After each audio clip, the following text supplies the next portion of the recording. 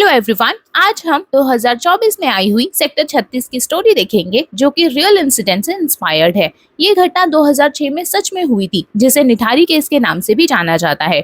Movie की शुरुआत में हम प्रेम नाम के लड़के को देखते हैं जो कि सब बनेंगे करोड़पति देख रहा होता है। उसे हर सवाल के जवाब आते थे। प्रेम की एक पत्नी और एक बच्ची है जो गाँव में रहते हैं। प्रेम एक कोठी में रहता है और यहाँ वो नौकर है और उसी कोठी की देखभाल करता है। प्रेम यहाँ मस्त में और मौज में रहता है क्योंकि कोठी का मालिक यहाँ नहीं रहता। हम देखते हैं कि वो एक बड़ा सा चाकू लेता है और बाथरूम की तरफ जाता है। वहाँ बाथरूम में एक बच्ची की लाश पड़ी होती है जिसके वो टुकड़े टुकड़े कर डालता है। अब हम इंस्पेक्टर रामचंद्र पांडे को देखते हैं जो कि ना ही ईमानदार है और ना ही ज्यादा वफादार है। सिस्टम जैसे चल रहा है इंस्पेक्टर उसे वैसे ही चला रहे हैं। एक आदमी थाने में अपने बच्ची की रिपोर्ट लिखवाने आता है क्योंकि वो गायब हो गई थी, लेकिन पांडे यहाँ रिपोर्ट लिखने से मना कर देता है। वो कहता है कि जहाँ तुम रहते हो वहाँ से तो हमेशा ही बच्चे गायब होते रहते हैं, फिक्र मत करो, तुम्हारी बच्ची जल्दी वापस आ जाएगी। आदमी स्टेशन पे पोस्टर लगाने जाता है और देखता है कि वहाँ तो बहुत सारे बच्चों के मिसिंग पोस्टर ऑलरेडी लगे हुए हैं, यानी कि ये पहला केस नहीं था और यहाँ पुलिस की लापरवाही साफ साफ नजर आ रही थी। ये वही बच्ची थी जिसके टुकड़े प्रेम ने किए थे। अब हम देखते हैं कि बच्चे क्रिकेट खेल रहे होते हैं, तभी बॉल नाली में चली जाती है। अली नाम का बच्चा उस बॉल को निकालने जाता है। उसे बॉल तो मिलती है पर साथ में उसे हाथ का कंकाल भी मिलता है। वहाँ इन्वेस्टिगेशन करने के लिए पुलिस आती है। वो नाली सेक्टर 36 और राजीव कैंप के बीच में थी जहाँ इमिग्रेंट्स रहते थे, यानी कि वहाँ के मालिक कहीं और जाकर रहने लगे थे। पुलिस को पहले लगता है कि किसी बंदर का हाथ है, तो इस बात को सीरियसली ना लेकर वो लोग इस टॉपिक को यहीं दबा देते हैं। प्रेम यहाँ सब कुछ देख रहा होता है और वो कोठी नाले के बिल्कुल बगल में थी। रात में अली कहीं जा रहा होता है और प्रेम उसे चॉकलेट का लालच देता है और उसे अगवा कर लेता है। प्रेम पहले बच्चों के साथ जबरदस्ती करता था, फिर उनके टुकड़े टुकड़े कर डालता था। प्रेम को किसी भी चीज का कोई डर या खौफ नहीं था क्योंकि वो जानता था कि जिनके ये बच्चे हैं वो गरीब हैं, तो उनकी कोई भी नहीं सुनने वाला। अब हमें प्रेम के बचपन की कहानी बताई जाती है जहाँ उसका कसाई मामा उसके साथ जबरदस्ती करता था। एक दिन प्रेम को गुस्सा आ गया तो उसने चाकू लेकर मामा को ही हलाल कर दिया। अब प्रेजेंट में हमें बताया जाता है कि प्रेम फ्रिज से एक बॉक्स निकालकर छोटे लाल नाम के एक आदमी को देता है जो कि एक हॉस्पिटल में कंपाउंडर है। प्रेम बच्चों के टुकड़े करने के बाद उसे पॉलिथीन में भर के गटर या नाली में फेंक देता था। अब हम मुंबई में रहने वाले बस्सी नाम के एक आदमी को देखते हैं जो अपनी ही पोती से कहता है कि लाओ मैं तुम्हारे कपड़े चेंज कर दूं। यहाँ वो कहती है कि नहीं, मुझे मम्मी चाहिए।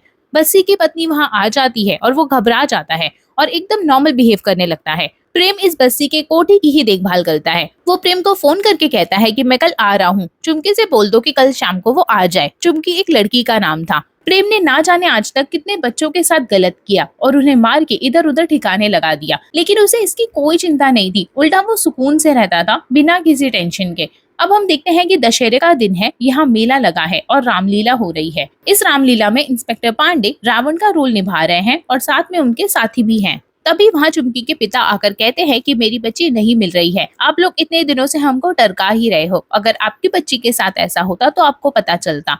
ये सुनकर पांडे भड़क जाता है कि मेरी बच्ची के बारे में तूने बोला कैसे, हमारी कोई जिंदगी नहीं है क्या, बस तुम लोग के पीछे ही लगे रहे क्या हम। मेले में प्रेम भी आया था जिसने रावण का रूप लिया था और वो यहाँ अपना अगला शिकार ढूंढने लग जाता है। प्रेम यहाँ पांडे की बेटी को ही बेहोश करके ले जा रहा होता है, लेकिन पांडे की उस पर नजर पड़ जाती है तो वो उसके पीछे भागता है। प्रेम यहाँ उसकी बच्ची को छोड़कर निकल जाता है। छोटे लाल भी यहाँ प्रेम के साथ आया था, लेकिन जब प्रेम भागने लग जाता है तो डर से वो पांडे की मदद करने के लिए जाता है उसकी बच्ची को हॉस्पिटल पहुंचाने के लिए। पांडे यहाँ प्रेम को पकड़ने की पूरी कोशिश करता है पर वो उसे पकड़ नहीं पाता। अब तक पांडे लोगों को टरकाते आ रहा था, लेकिन जब आज उसकी खुद की बच्ची के साथ उसने ये सब होते हुए देखा तो उसको अपनी ड्यूटी का एहसास हुआ। वो समझ पाता है कि वो उन सभी माँ बाप के साथ में कितना गलत कर रहा है जिनके बच्चे गायब हुए हैं। अब हम एक बहुत अमीर खानदान के बच्चे विवान को देखते हैं जो कि स्कूल जा रहा होता है, लेकिन घर के सामने से ही उसे कोई अगवा कर लेता है। दूसरी तरफ पुलिस स्टेशन में पांडे जी खुद चुमकी के पिता को बुलाते हैं और उनकी एफआईआर दर्ज करते हैं। पिताजी बताते हैं कि चुमकी को एक रिक्शे वाले ने मकान नंबर B5 के बाहर छोड़ा था और चुमकी हमेशा वही रिक्शा लेती थी। हर जगह विवान के गायब होने की खबर फैल जाती है। सारी मीडिया, पुलिस सभी उसी के पीछे लग जाते हैं। पांडे B5 में पूछताछ करने जाता है और ये बस्सी का घर था। यहाँ दरवाजा प्रेम खोलता है और वो एकदम भोला होने की एक्टिंग करता है। पांडे बस्सी से पूछताछ करना शुरू ही करता है कि बस्सी अपने कनेक्शंस के बारे में बताने लगता है और बोलता है कि आपके सीनियर और मैं साथ में पढ़े हैं, मिनिस्टर का बेटा भी मुझे जानता है। वो यहाँ इन्हें ये बता रहा था कि उसकी पहुँच बहुत ऊपर तक है। वहाँ चुमकी के पिता आकर चिल्लाने लगते हैं कि इसने मेरी बेटी के साथ जबरदस्ती की है। तो बस्सी कहता है कि मैंने तुम्हें पैसे दिए थे और तुम उल्टा मुझे ही बोल रहे हो। यहाँ पता चलता है कि चुम्की के पिता उससे कॉल गर्ल का काम करवाते थे। पांडे यहाँ पहले उन्हें बहुत मारता है कि पिता होकर अपनी ही बेटी से ऐसा करवाते हो। बसी पांडे के सीनियर को कॉल कर देता है तो वो पांडे को तुरंत ही वापस बुला लेते हैं। सीनियर जवाहर कहते हैं कि अगर तुम्हें केस सॉल्व करना ही है तो विवान वाले केस को सॉल्व करो, किसी बेगुनाह के पीछे क्यों पड़ रहे हो। जैसा मैं कहता हूँ वैसा करोगे तो आगे तक जाओगे, वरना दिक्कत हो जाएगी तुम्हें। एक दूसरे जूनियर ऑफिसर ने चुम्की के रिक्शे वाले को पकड़ लिया था और उसके पास में इन्हें चुम्की का फोन भी मिल जाता है। पांडे चुम्की के केस की पूरी रिपोर्ट बनाकर सीनियर को दिखाते हैं और बताते हैं कि चुम्की जब भी किसी कस्टमर से मिलने जाती थी तो इसी रिक्शे वाले के साथ जाती थी। इसी रिक्शे वाले ने चुम्की को बस्सी के घर के बाहर छोड़ा। बस्सी चुम्की के पिता को हर महीने पैसे भी देता था। रिक्शा वाला जब चुम्की को वापस लेने गया तो दरवाजा प्रेम ने खोला। उसने चुम्की का मोबाइल इस रिक्शे वाले को दिया और बोला कि इसे कहीं ठिकाने लगा देना। पांडे कहता है कि रिक्शे वाले ने तो कुछ नहीं किया, लेकिन प्रेम ने जरूर कुछ किया है। अगर उसे हिरासत में लेंगे तो सारा सच बाहर आ जाएगा। सीनियर कहते हैं कि मेरे कहने के बावजूद आप इस केस में बस्सी को ले ही आए। अगर आपको मेरी बात ना मानकर अपनी ही चलानी है तो आप थोड़े दिन के लिए सस्पेंड रहेंगे। यहाँ इतने सारे बच्चे गायब हुए थे लेकिन किसी को उनकी फिक्र नहीं थी, लेकिन एक अमीर घर के बच्चे के गायब होते ही सभी उसके केस में लग गए थे। पुलिस वालों ने विवान के किडनैपर को 2 दिन में ढूंढ लिया था, लेकिन बाकी बच्चों के केस के बारे में कुछ नहीं कर रहे थे वो लोग। पांडे सस्पेंड था लेकिन वो शांत नहीं बैठने वाला था। वो प्रेम पर नजर रखना शुरू कर देता है। वो छोटे लाल को प्रेम के साथ देखता है। बस्सी का पूरा परिवार तो मुंबई में रहता था, बस वही यहाँ आया करता था, वो भी चुम्की से मिलने। बस्सी अपनी गलत हरकतों की वीडियो भी बनवाता था। पांडे को समझ में आता है कि वो एम्बुलेंस वाला आदमी प्रेम के साथ में मिला हुआ है, तो वो अपने जूनियर के साथ में मिलकर उसे पकड़ लेता है। काफी मार पड़ने के बाद वो बताता है कि वो प्रेम से ऑर्गन्स लेकर उन्हें बेचने का काम करता है। अब पांडे का सस्पेंशन खत्म हो जाता है और वो दोबारा ज्वाइन करने आता है। यहाँ हम देखते हैं कि जवाहर का प्रमोशन हो गया है और अब उसका ट्रांसफर हो रहा है। वहाँ नए सीनियर आ गए थे। जवाहर समझ गया था कि पांडे कुछ न कुछ जरूर करेगा, तो वो उसके जूनियर को कॉल करके लालच देता है और उसको अपने साइड कर लेता है। पांडे ने छोटे लाल को जहाँ छुपा कर रखा था वहाँ कुछ गुंडे आ जाते हैं और उसे अपने साथ ले जाते हैं। वो बस्सी के गुंडे होते हैं। पांडे नए सीनियर को सब कुछ बताता है और उन्हें छोटे लाल के पास लेकर जाता है, पर वो तो वहाँ से गायब था। पांडे अपने जूनियर पर बहुत गुस्सा करता है क्योंकि उसने उसे छोटे लाल की जिम्मेदारी दी थी। सीनियर इंस्पेक्टर प्रेम को हिरासत में लेने की परमिशन दे देते हैं। पांडे तुरंत उसे पकड़ लेता है। प्रेम एकदम चिल रहता है, उसके चेहरे पर कोई टेंशन नहीं होती। उसे देखकर ऐसा लग रहा था कि वो किसी कैफे में आया है। पांडे के आते ही वो उसका पैर पकड़ लेता है और कहता है कि मुझे नहीं पता था कि वो आपकी बेटी है, वरना मैं उसे कभी नहीं उठाता। गलती हो गई मुझसे, माफ कर दीजिए, अगली बार मैं ध्यान रखूंगा। सब बनेंगे करोड़पति, आने का समय हो रहा है। जो भी पूछना है जल्दी जल्दी पूछिए, वरना मेरा शो छूट जाएगा। पांडे पूछता है कि क्या तुम चुम्की को जानते हो, तो प्रेम कहता है कि हाँ जानता था, मैंने ही तो गला घोट कर मारा है। पांडे और सीनियर ऑफिसर शॉक हो जाते हैं कि आखिर इतना चिल आउट होकर ये कैसे बात कर रहा है। प्रेम कहता है कि हुआ यूं कि पापा जी घर पे थे नहीं। पापा जी यानी कि बस्सी। पापा जी घर पे थे नहीं तो मैंने कस्टमर के बहाने उसे फोन किया। अब इतने दिनों से वो मेरे पीछे पड़ी हुई थी तो मैंने उसे फोन किया कि एक कस्टमर है, तू आ जा। वो आ भी गई। मैंने उसे चाय पिलाई, मदिरा पिलाई, लेकिन फिर वो अकड़ने लगी कि कस्टमर है तो बुला, वरना मैं जा रही हूँ। मैंने भी उसका हाथ पकड़ा और अपने दिल की बात बोल दी। मैंने कहा कि तू मुझे पसंद करती है, तो वो पता नहीं क्यों मुझ पर हंसने लगी। वो बोली कि अबे भिखारी नौकर, अपनी औकात देखकर बात कर। मैंने उसे कहा कि तमीज से बात कर, मैं तेरे बाप का नौकर नहीं हूँ। मैंने उसे पैसे भी दिए, लेकिन वो मेरी बेइज्जती करने लगी। मुझे गुस्सा आया और मैंने उसे मारकर उसके टुकड़ों को कुत्तों को खिला दिया और खुद भी खाया। जब मैं अपने मामा का कच्चा लीवर चबा सकता हूँ तो ये लड़की क्या चीज है। प्यार करते हैं इसका मतलब ये थोड़ी है कि बेइज्जती सहेंगे, इसलिए मार दिया उसे। वैसे भी पापा जी तो है ही, वो सब कुछ संभाल लेंगे।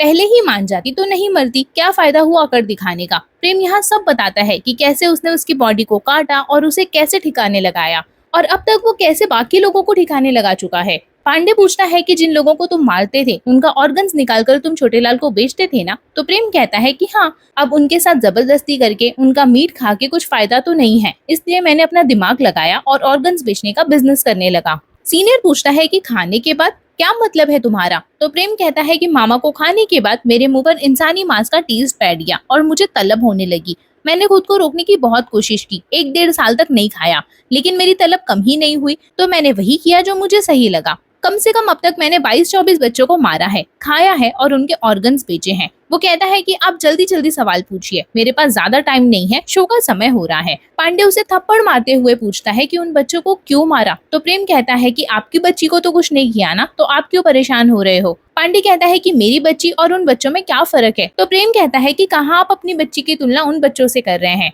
जिन बच्चों को मैंने मारा है उन्हें कोई देखता भी नहीं था, इनकी कोई जिंदगी नहीं है, कुछ नहीं कर पाएंगे ये जिंदगी में। इनके माँ बाप इन्हें पैदा करते हैं, ये लोग खाएंगे पिएंगे, किसी के घर का झाड़ू पोछा करेंगे, टीवी देखेंगे और बस सपने बनाएंगे। आखिर में वही ब्रिज के नीचे सड़ सड़ के मर जाएंगे। अब आप ही बताओ, इनकी लाइफ को एंड करना कहाँ का अपराध है? उल्टा मरते मरते ये लोग किसी के काम आए, इनके ऑर्गन से किसी न किसी का भला हो रहा है, तो मैंने कहाँ कुछ गलत किया है? ऐसे बच्चों की तादाद बहुत है, अगर इनमें से 20-25 कम भी हो जाए तो कोई फर्क नहीं पड़ेगा। मैंने उल्टा इन सबको मुक्ति दी है, मुक्ति। सीनियर पूछते हैं कि इन सब में बस्सी का कितना हाथ है, तो प्रेम कहता है कि ये सवाल नहीं, कोई और सवाल पूछो। हम देखते हैं कि जो गुंडे बस्सी ने भेजे थे उन्होंने छोटे लाल को काटकर जला डाला है। प्रेम को जेल में डाल दिया जाता है, पर उसे तो बस एक ही टेंशन थी कि उसका शो छूट जाएगा। पुलिस स्टेशन में लगे टीवी में वही शो आ रहा था और जो महिला खेल रही थी वो जीत जाती है। प्रेम यहाँ बहुत खुश हो जाता है, इस शो को लेकर वो काफी दीवाना था। प्रेम कोठी में एक जगह बताता है जहाँ उसने चुमकी की लाश गाड़ी थी। वो ये सब इतने आराम से बता रहा था जैसे उसने लाश नहीं कोई खजाना गाड़ा हो। कोठी के बगल वाली नाली से भी कचरा निकाला जाता है तो उसमें भी बहुत सारे कंकाल मिलते हैं। पांडे को बहुत गुस्सा आ रहा था, लेकिन प्रेम सब कुछ इतनी आसानी से बता रहा था कि उसको अपना गुस्सा निकालने का मौका ही नहीं मिलता। बस्सी को भी गिरफ्तार कर लिया जाता है और जिनके बच्चे मरे थे उनके घर वालों का खून गुस्से से खौल उठता है। गुस्से में वो लोग उस कोठी को तोड़-फोड़ डालते हैं। बस्सी की पहुंच बहुत ऊपर तक थी, तो यहाँ उसके पहचान वाले उसे छुड़ाने में लग जाते हैं। उसके सोर्स की वजह से पांडे को नौकरी से डिसमिस कर दिया जाता है। इस केस को अब आईबीआई की टीम को दे दिया जाता है, जिसका हेड जवाहर होता है। ये तो बस्सी को पहले से ही जानता था, तो वो सब कुछ उसके हिसाब से ही करता है। जवाहर मीडिया के सामने सारा इल्जाम प्रेम पर डाल देता है और बस्सी को बेगुनाह बताता है। जब पांडे ये न्यूज देखता है तो वो अपने सीनियर से रिक्वेस्ट करता है कि वो प्रेम से मिल सके। यहाँ उसे परमिशन मिल जाती है। उससे मिलकर पांडे कहता है कि छोटे लाल से ऑर्गन बेचकर जो तुम पैसे कमाते थे और अपने घर भेजते थे वो तुम्हारे घर तक नहीं पहुंचे हैं और अब तो छोटे लाल भी नहीं रहा। प्रेम कहता है कि मेरे पापा जी मुझे यहाँ से निकाल लेंगे। पांडे कहता है कि तेरे पापा जी ने सारा इल्जाम तुझ पर डाल दिया है, अब वो तुझे नहीं बचाने वाले। अब तो सच बता दो कि बस्सी भी इन सब में शामिल है। प्रेम यहाँ एक डीवीडी के बारे में बताता है जिसमें सारा सच था। ये डीवीडी गांव में उसकी बीवी के पास थी। पांडे प्रेम के गांव जा रहा होता है तो उसका जूनियर उससे कहता है कि सर आप दोबारा इस लफड़े में क्यों पड़ रहे हो? आप जा तो रहे हो लेकिन फंस मत जाना, वापस आ जाना। पांडे प्रेम की बीवी से मिलता है तो वो उसे एक डीवीडी देती है जिस पर लिखा था सदाबहार तराने। पांडे जब वो डीवीडी देखता है तो उससे पता चलता है कि कैसे बस्सी और प्रेम सबके साथ जबरदस्ती करते थे। ये सब देख पांडे के होश उड़ जाते हैं कि कितने दरिंदे हैं ये दोनों। पांडे बस के इंतजार में रोड पे खड़ा होता है, लेकिन वहाँ कोई बस नहीं आ रही थी। वहाँ एक गाड़ी आती है और पांडे उनसे लिफ्ट ले लेता है। गाड़ी में वही गुंडे होते हैं जिन्होंने छोटे लाल को मारा था। वो लोग पांडे को एक फोटो दिखाते हैं और बोलते हैं कि हम इसे ढूंढ रहे हैं। ये फोटो पांडे की होती है और वो यहाँ कुछ समझ पाता कि इतने देर में वो लोग उस पर हमला कर देते हैं। वो लोग उसे मार डालते हैं और डीवीडी तोड़कर फेंक देते हैं। अब कहानी 6 महीने आगे जाती है, जहां हम देखते हैं कि आईबीआई ने बस्सी को क्लीन चिट दे दी है और उसे बेगुनाह बता दिया है और प्रेम को मौत की सजा सुनाई गई है। यहाँ प्रेम को फंसाकर बस्सी सबसे बच निकलता है। दूसरी तरफ पांडे का जूनियर अब सीनियर बन चुका है। इसी ने पांडे की खबर बस्सी के आदमियों तक पहुंचाई थी और खुद जवाहर के साथ मिल गया था। पुलिस स्टेशन में पांडे का मिसिंग पोस्टर लगा होता है, मतलब किसी को उसकी लाश तक नहीं मिली थी और यहाँ किसी को नहीं पता था कि आखिर उसके साथ हुआ क्या है। एक दूसरा जूनियर ऑफिसर था जिसको पांडे के जाने से बहुत बुरा लगता था। वो देखता है कि न्यूज में 3 गुंडों का नाम आया है जिन पर शक है कि उन्होंने पांडे को गायब किया है। ये खबर देखकर वो खुश होता है। इतने में उसके घर के बाहर कोई पार्सल आता है और उसमें एक डीवीडी होती है जिस पे लिखा था और भी सदाबहार तराने, यानी कि कोई तो था जो चाहता था कि सच बाहर आए, लेकिन कौन ये नहीं पता। हो सकता है कि इस डीवीडी में बस्सी के खिलाफ और भी सबूत हो और इसी कहानी के साथ ये मूवी यहीं पे एंड हो जाती है। आई होप आपको आज की मूवी पसंद आई हो। प्लीज इस वीडियो को लाइक एंड शेयर करें, मेरे चैनल को सब्सक्राइब करें and hit the bell icon. इस वीडियो को एंड तक देखने के लिए आप सभी का दिल से शुक्रिया। Thank you.